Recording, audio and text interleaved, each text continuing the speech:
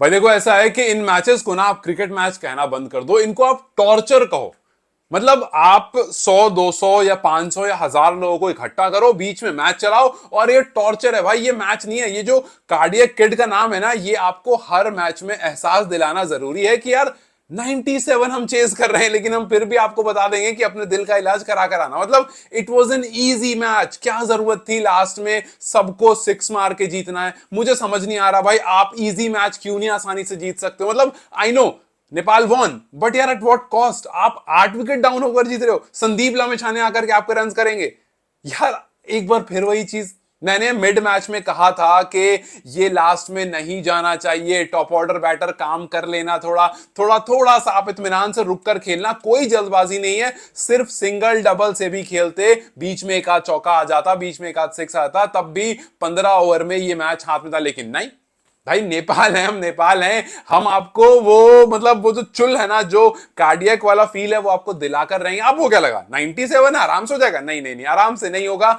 भले इस मैच को 2 विकेट से जीत लिया गया हो, लेकिन आप स्कोर कार्ड देखो, स्कॉटलैंड करता है 97, वो करता है 19.4 बॉल में, 2 बॉल पहले। आप करते हो 19.5 बॉल में कि नहीं हम तो लास्ट में आकर करेंगे, हम उनसे 1 रन ज्यादा मारेंगे, 8 विकेट गिराएंगे और आखिर में आकर के इस मैच को जीतेंगे। भाई प्लेयर ऑफ द मैच तो संदीप लामिछाने रहे ऑब्वियसली, जिस तरह की गेंदबाजी उन्होंने करी, लेकिन ऊपर से नीचे तक सबका एक ही हाल है। और जिस तरह से किरण खेल रहे थे, हालांकि मुझे पता है आप में से बहुत लोग कहोगे कि यार किरण अब लंबा नहीं चलने वाले, इस तरह से खेलेंगे टी20 में नहीं टिकेंगे आज, लेकिन मुझे लग रहा था कि किरण ना सेंसिबल क्रिकेट खेल रहे हैं, क्योंकि आपकी जरूरत ही नहीं थी भाई। आपको जब जरूरत है 20 बॉल में, सॉरी 28 बॉल में 20 रन की, तो आप इत्मीनान से खेलो ना, विकेट तो है नहीं। अब कहीं गलती होगी तो आगे फिर टेल एंडर्स आ जाएंगे, तो आप इत्मीनान से खेलो। अब लास्ट में आ ही चुका है, अब तो आप इसको कुछ नहीं कर सकते हो, अब इसको लास्ट में ही लेकर जाओगे, आराम से खेलो। और जब ये सिंगल सिंगल खेल रहे थे, मुझे बड़ा सुकून हो रहा था कि भाई आप सिंगल सिंगल खेलो, अच्छा खासा गैप है बॉल और रन के बीच में, आप जीत जाओगे। लेकिन करते करते करते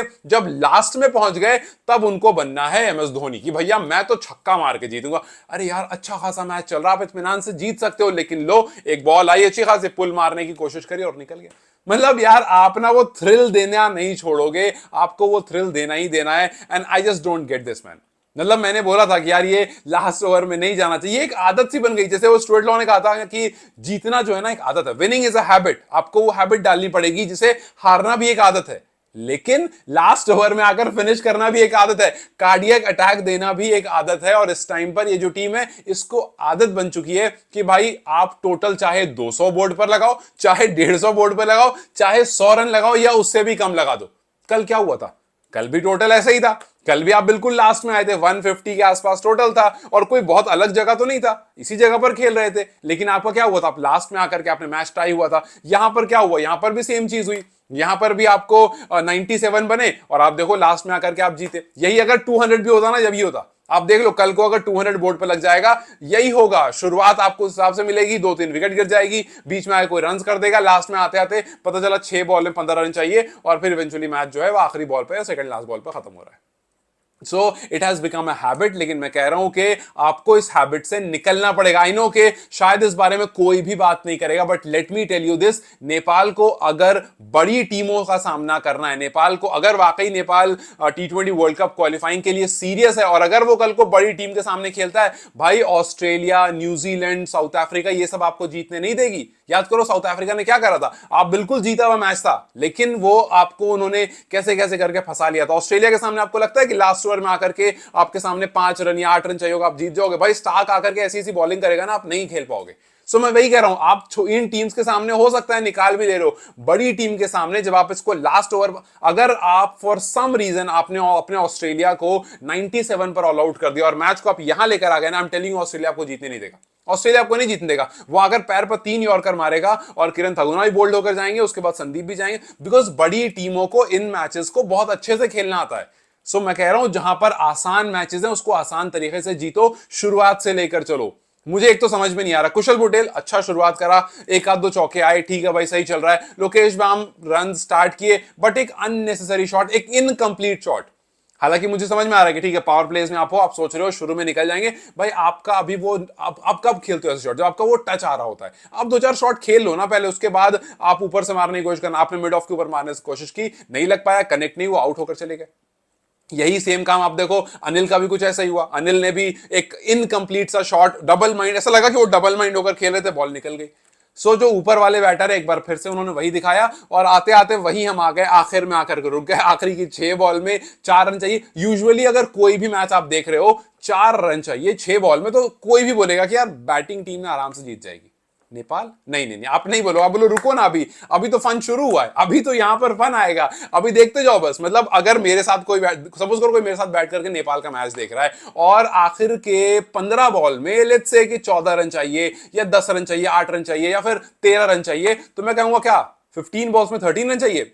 वेट, अभी तो कोई फन आएगा इसमें। अभी एक विकेट गिरेगी, अभी एक दो विकेट गिरेगी, अभी एक दो शॉट लगेगा, आपको लगेगा कि भाई नेपाल बस जीत गया, बट फिर वहां से कोई ट्विस्ट आएगा, और करते करते 8 विकेट या 9 विकेट पर पहुंच जाएंगे, और लास्ट में जाकर के फिर डिसीजन होगा कि ये टीम जीतेगी या वो टीम जीतेगी। ऐसा नहीं कि 2 बॉल में 2 6 मार करके आप 13 बॉल पहले जीत कर चले जाओगे, बिकॉज नेपाल वो नहीं करता है। आई डोंट नो क्यों नहीं करता है भाई। अगर आपको स्टार्ट लेना है पहले ही ले लो, और अगर आपको सेंसिबल क्रिकेट खेलनी है तो उस तरह से प्लान करके और वैसे ही खेलो, बिकॉज आज जिस तरह की क्रिकेट हुई, एक बार फिर से वही सिमिलर एक ही स्क्रिप्ट है जो बार बार पढ़ी जाती है, बार बार फॉलो होती है, और इसको चेंज करने की जरूरत है। 97 रन 20 ओवर्स में आपको लास्ट ओवर की सेकंड लास्ट बॉल में चेज करने की जरूरत थी। आई अंडरस्टैंड आउटफील्ड देखो यहां पर का स्लो है, ठीक है, स्लो आउटफील्ड है, बॉल फंस करके आ रही है, बहुत सिंपल सी कहानी है। अगर स्लो आउटफील्ड है, बॉल फंस कर आ रही है, इसका मतलब ये आप बहुत ज्यादा बाउंड्रीज नहीं मार पाओगे, आप बहुत ज्यादा चौका नहीं मार पाओगे, आपको फोर्स मारने के लिए ताकत लगानी पड़ेगी। जैसे हमने अपने टेनिस क्रिकेट खेला होगा ना,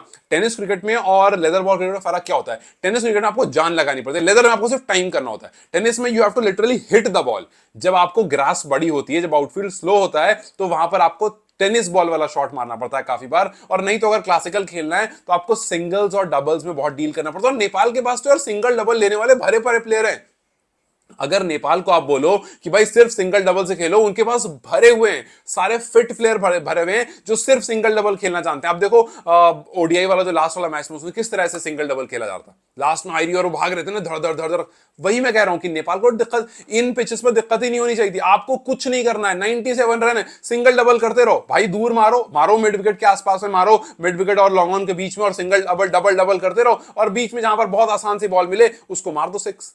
आपको यही करना है, आपको सिर्फ और सिर्फ सिंगल डबल पर रिलाई करना है, बिकॉज ये आउटफील्ड बहुत स्लो है। कितनी सारी बॉल आपने देखी नहीं, ताकत से मारी गई, जैसी ड्रॉप होती है वही रुक जाती है, क्योंकि आउटफील्ड स्लो है। घास जो है वो बड़ी है, घास ट्रिम नहीं की गई है, इस वजह से स्लो आउटफील्ड होने की वजह से आपको रन्स बहुत ज्यादा नहीं मिलेंगे, और आपको जो अच्छे शॉट्स होंगे ना, जो आप यूजुअली ड्राइव करते हो, जो अदर ग्राउंड में चौका चलाता है, वो इन ग्राउंड पे चौका नहीं जाएगा। सो आपको वहां पर सिंगल या डबल ही लेना पड़ेगा। बट देन उसी वही गलती 2 3 बार आप मार रहे हो, प्रेशर में आ रहे हो, आप कुछ और सोच रहे हो, and then you are going for something else. So एक जो रश रहता है इन बैटर्स के अंदर, उस रश से बाहर निकलने की जरूरत है।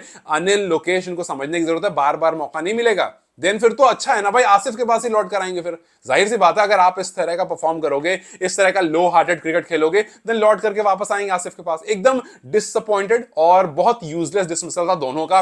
आयरी को मैंने काफी बार देखा है वैसे आउट होते हुए। आयरी काफी बार वही कट शॉट खेलने के चक्कर में पीछे आउट होते हैं, फिर काफी बॉल बीट करते हैं। अब याद करो बांग्लादेश वाला वो लास्ट ओवर क्या हुआ था, ये बॉल आ रही थी, वो खेलने की कोशिश कर रहे थे, बीट होते जा रहे थे। सो ये है एक वीकनेस है इनकी, और इस वीकनेस को अगर ऑपोजिशन ने पकड़ लिया तो यहीं पर खिलाते रहे। हाँ, अगर इस बॉल को कभी कभी ऐसे पुल मारते हैं, या फिर उसको मारने की कोशिश करते हैं, कट नहीं लगाने की कोशिश करते, तब ठीक है, या फिर अगर कट लग गया देन फाइन। बट जिस तरह से आयरी आउट हुए, भाई आप टिक चुके थे, आपने डबल डिजिट में स्कोर कर लिया था, वहां से आप निकल कर आगे बढ़ सकते थे, बट एक डिसमिसल वहां हुआ। रोहित का डिसमिसल कंप्लीटली यूजलेस। भाई आपको 200 रन नहीं बनाने, आप क्या कर रहे हो, प्री मेडिटेटेड शॉट निकल करके खेल रहे हो। आप इत्मीनान से खेलो ना यार, निकाल सकते हो मैच वहां पर। मतलब बताए, मैच निकला हुआ था, मैच को आपने जबरदस्ती प्रेशर में लिया, और पिच थोड़ी सी, माना कि पिच थोड़ी सी रुक कर बॉल आ रही है, हल्की सी बॉल में बाउंस कभी कभी आ जा रहा है, बट इतना भी मुश्किल नहीं है कि आप 97 चेस करने में 8 विकेट गिरा दो, और अपनी गलती से विकेट गिरा रहे हो सारी।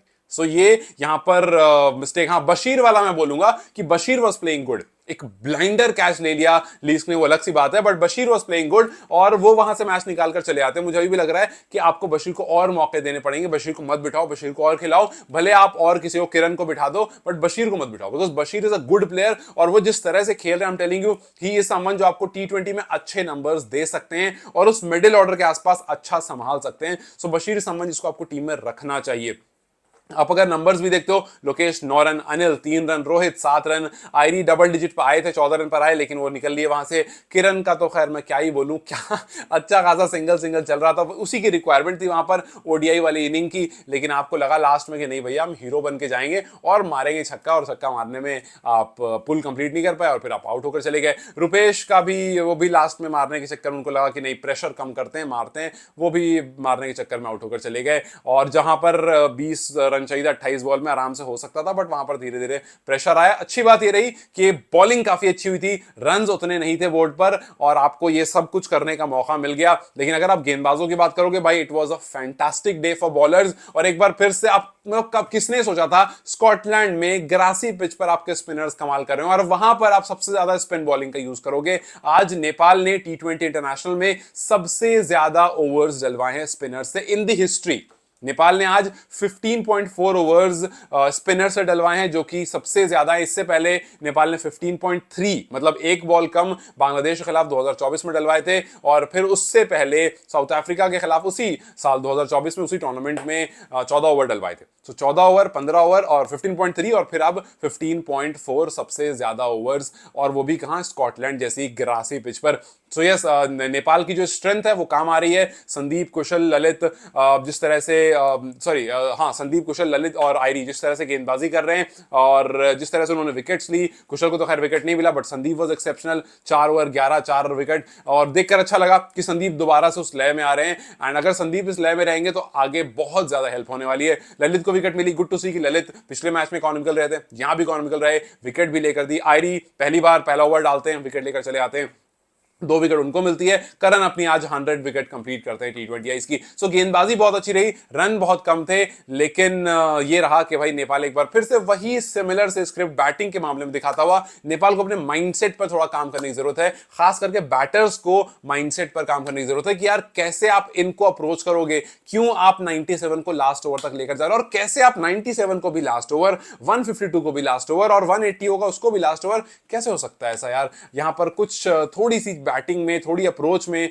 थोड़ी मिडिल ओवर क्रिकेट में कुछ चेंज करने की जरूरत है, एंड उसके बाद चीजें जो है वो बेहतर हो सकती हैं। And I am very positive about it, but कितना टाइम लगेगा उसके लिए इंतजार करना पड़ेगा। खैर आपकी ऑब्जर्वेशन है मुझे कमेंट सेक्शन में जरूर बताएं। Till then you guys take care, I will see you very soon, bye bye.